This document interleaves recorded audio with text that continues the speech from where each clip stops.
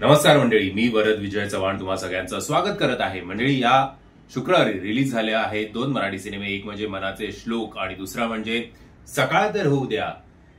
तर या व्हिडिओमध्ये आपण बोलणार आहोत मनाचे श्लोक या सिनेमाबद्दल. खरं तर जेव्हापासून या सिनेमाचा ट्रेलर रिलीज झाला तेव्हापासून नको त्या गोष्टींमुळे हा सिनेमा लॅमलाईटमध्ये होताच. कॉन्ट्रोवर्सी खूप झाली होती. अनफॉर्च्युनेटली गेल्या आठवडाभर मी युट्यूबवर एवढा ऍक्टिव्ह नसल्यामुळे मला त्याचं काही डिटेल मला सुद्धा समजलं नाहीये. ते आता मी वाचेन की काय झालंय ते. अलीकडेच मी फेसबुकवर एक व्हिडिओ बघितला की पुण्याला कुठेतरी इकडे हा सिनेमा चालू होता, तिकडे तो शो बंद पाडण्यात आला. माहिती नाही काय रिझन आहे हे, मला तुम्ही थोडक्यात जर कमेंट सेक्शन मध्ये सांगितलं तर बरं होईल. एनिवे, सो गोष्ट आहे श्लोकची. श्लोक अर्थातच राहुल पेठे यांची लग्नासाठी त्यांचा जो परिवार आहे ते स्थळ शोधत असतात. अशातच त्यांना स्थळ येतं मनवाचं, अर्थातच मृण्मयी देशपांडे यांचं. सो मृण्मयी जी असते तिला ट्रेकिंग आणि या सगळ्या गोष्टींची आवड असते. लग्नाला तिचा काही फारसा इंटरेस्ट नसतो लग्नामध्ये. आता खरंच तसं आहे का हे जाणून घ्यायचं असेल तर सिनेमागृहात जाऊन बघा. आणि मग तरी सुद्धा ती अशी वागते की ज्याच्यामध्ये तिच्या कॅरेक्टरवर याला संशय यावा.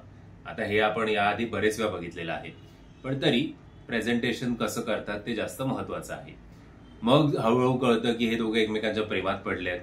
आता फक्त मनवाच लग्नाच्या विरोधात आहे की श्लोक सुद्धा लग्नाच्या विरोधात आहे, की त्यांना असं वाटतंय की आपल्या लग्नामध्ये आपण फार जणांना बोलवायला नको, की त्यांना असं वाटतंय की लग्न झालं म्हणजे लग्न करूया, गेस्टना पण आमंत्रण देऊया, बट शहरापासून लांब कुठेतरी चांगल्या आयसोलेटेड एरिया ठिकाणी जाऊया. तर मुळात या अशा 2-3 जे काही मी तुम्हाला प्रश्न विचारले त्याचं मूळ कुठे आहे की लग्न तुम्हाला करायचं आहे की नाही ते. जर लग्नच करायचं नसेल आणि जर तुम्हाला लिव्ह इन मध्ये राहायचं असेल तर पुढच्या 2 जे पॉइंट्स आहेत, खास करून कुठे राहायचं आहे किंवा किती गेस्ट बोलवायचे, गेस्टचा पॉइंट तर खास करून व्हॅनिश होतो. पण ते काय असं कन्फ्युज वाटलं सगळं की नक्की यांचा विरोध कशाला आहे बुवा. लग्नाला विरोध आहे की सिटीमधल्या बोरिंग लाईफला विरोध आहे की लग्नात खूप साऱ्या गेस्टना बोलवायचं आहे त्यांना. त्याचबरोबर याच्यात एक ऋषिकेश नावाचं कॅरेक्टर आहे जे प्ले केलेलं आहे पुष्कर राज यांनी. ते कॅरेक्टर असं जरा फोर्स्ड वाटतं. उगाच ते घुसडलं नसतं तर काही एवढा स्टोरी वाईज फरक पडला नसता. हा, पण फरक कुठे पडतो की त्यांचे जे कॉमेडी पॅचेस आहेत ते नक्कीच वर्क होतात. बाकी ओव्हरऑल सुद्धा या सिनेमामध्ये जे जे काही कॉमेडी ट्रॅक्स टाकले आहेत किंवा जे जे कॉमेडी पंचेस आहेत ते नक्कीच वर्क होतात. बट मूळ सिनेमा कुठेतरी गणलाय. ऑलमोस्ट जर मी चुकत नसेल तर 2.25 तासाचा सिनेमा आहे. 5-10 मिनिटं इकडे तिकडे पकडा. बट या सिनेमामध्ये जे सगळ्यात महत्वाचं होतं ते म्हणजे या सिनेमाची गाणी. ती जरा कन्फ्युजिंग, गाणी अजिबात आवडत नाहीत. स्टोरी कन्फ्युजिंग आहे. बीजीएम जे असं रोमॅन्टिक किंवा असं व्हायला पाहिजे होतं ते काही झालेलं नाहीये. सिनेमॅटोग्राफी ओके आहे.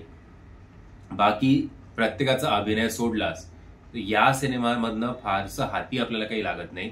स्टोरीज अशी कन्फ्युजिंग आहे, तसं डिरेक्शन सुद्धा मृण्मयी देशपांडे यांचं जरा कन्फ्युजिंग आहे.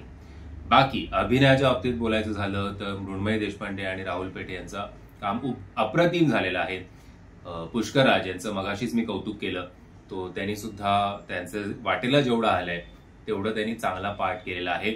बाकी बरीचशी मोठी स्टारकास्ट आहे. मंगेश कदम सर आहेत, उदय टिकेकर सर आहेत, शुभांगी गोखले जी आहेत, लीना भागवत जी आहेत, मास्टर मल्हार, हरीश दुधाडे जी आहेत, गौतमी देशपांडे आहेत, सायली संजीव आहे, सुव्राट जोशी आहे, सिद्धार्थ मेनन आहे. सो स्टारकास्टच्या बाबतीत हम साथ साथ है सारख्या किंवा राष्ट्रीय प्रोडक्शन सारखी स्टारकास्ट आहे. बरा सुद्धा झाला असता सिनेमा जर या सिनेमाला स्टोरी याची जर कन्फ्युजिंग किंवा जे मेन पॉइंट आहे तो जर कन्फ्युजिंग नसतात तर. बाकी कॉन्ट्रोवर्सीमुळे आणि कमी हाईपमुळे लोक तसेही हा सिनेमागृहात बघण्यासाठी किती इच्छुक आहेत ते आता आपल्या मनाचे श्लोकच किंवा बॉक्स ऑफिसचे श्लोकच आपल्याला सांगतील.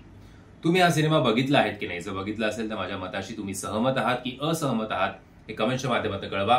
व्हिडिओ आवडला असेल तर लाईक, शेअर आणि चॅनलला सबस्क्राईब करायला विसरू नका. जय हिंद, जय महाराष्ट्र.